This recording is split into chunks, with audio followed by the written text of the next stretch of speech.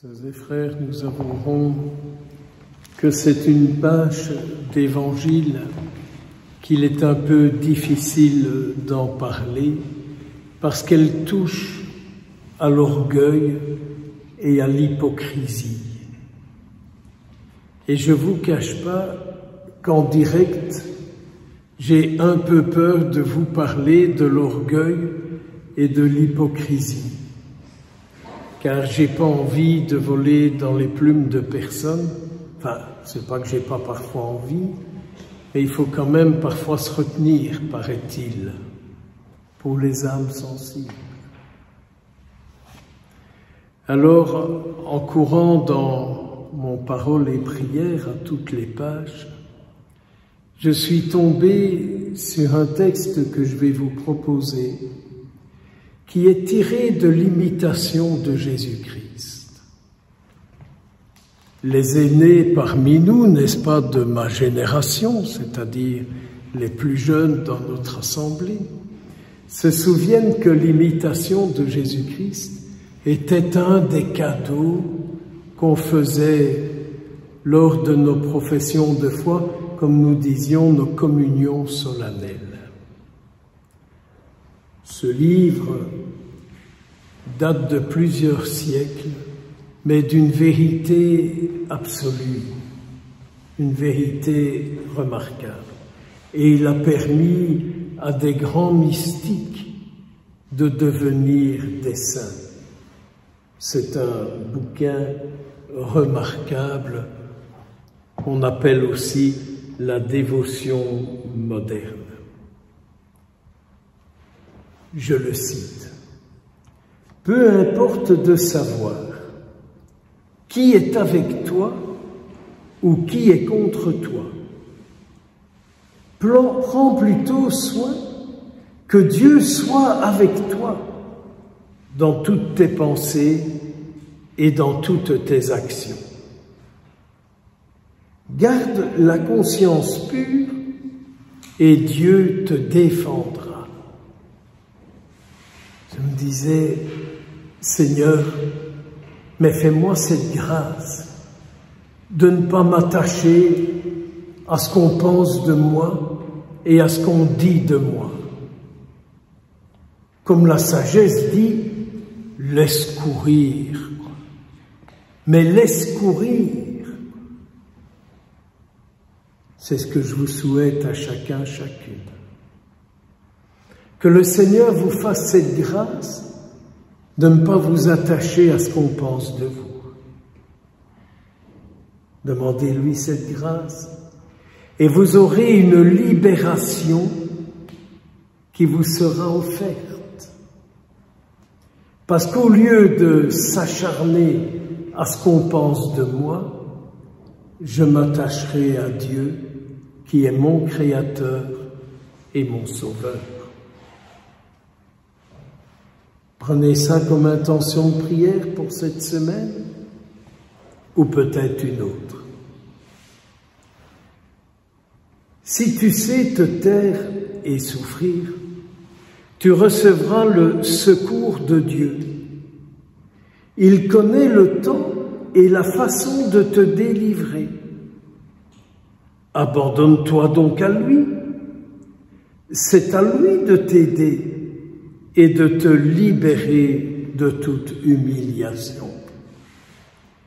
Alors, quand on entend cette parole, on pense à tous ceux qui se permettent de vous corriger, parce que vous n'êtes pas comme ceci, parce que vous n'êtes pas comme cela, parce que vous ne faites pas ci, parce que vous ne faites pas ça. Et je ne cite pas plus d'exemples. Au fond, c'est encore la même chose. Laisse dire. Mais laisse dire, unis-toi à Dieu. C'est quand même vrai que nos esprits tordus, nos âmes blessées, nos âmes qui souffrent, ont tellement tendance à s'attacher à toutes sortes de choses qui n'ont rien à voir avec notre éternité qui commence dès cet instant. Et donc, dès cet instant, attachons-nous au Seigneur et pas à ce qu'on entend, à ce qu'on croit qu'on dit de nous. Quelle sagesse dans ce livre! Il est souvent utile pour nous maintenir dans une grande humilité que les autres connaissent nos défauts et qu'ils nous les reprochent. Alors je disais au Seigneur, tu le sais bien, moi je n'ai pas de problème de dire aux gens, vous êtes tous saints, et moi je suis cabossé, un peu fêlé, un peu tordu, un peu ceci, un peu cela.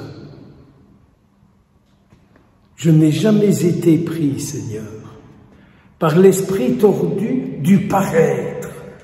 Ah, le paraître, faut que je paraisse bien. Faut que je paraisse bien. Faut que je paraisse bien. Qu'est-ce qu'on en a à foutre de paraître bien et de souffrir intérieurement? Le paraître.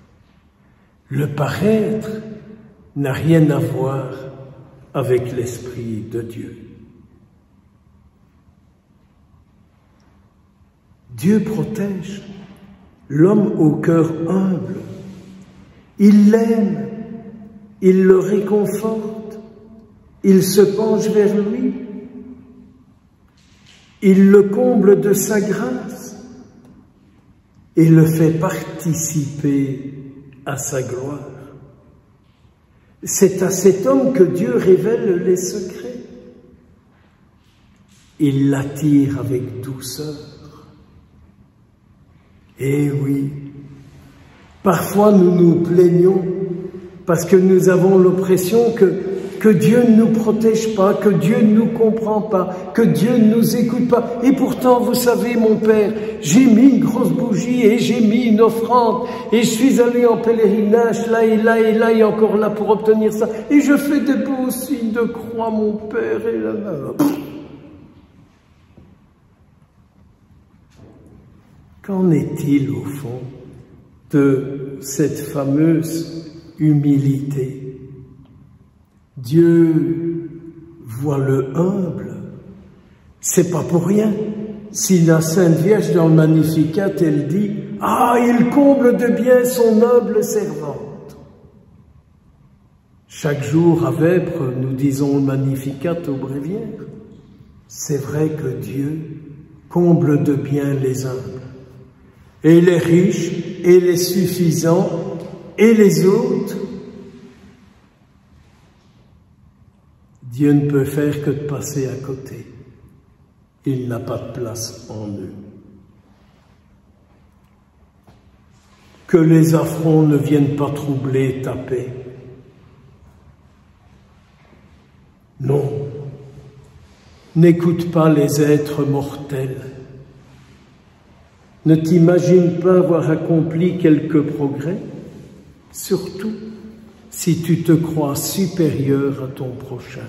Vous savez, ceux qui se sentent supérieurs à nous, qui nous disent « Oh, mais il faut faire comme ça, et il faut encore faire comme ça, et il faut encore faire comme ça, et il faut encore faire comme ça. »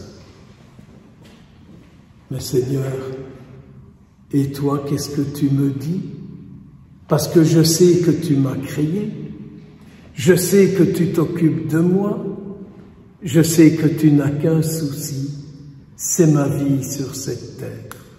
Alors, au lieu de chercher des magiciens, au lieu de chercher des techniques, au lieu de chercher ce que je dois manger, boire, pour être sûr d'être en paix, Jésus dit, voici mon corps, voici mon sang. Si vous ne prenez pas mon corps, vous n'aurez pas ma vie en vous. Au nom du Père, du Fils et du Saint-Esprit.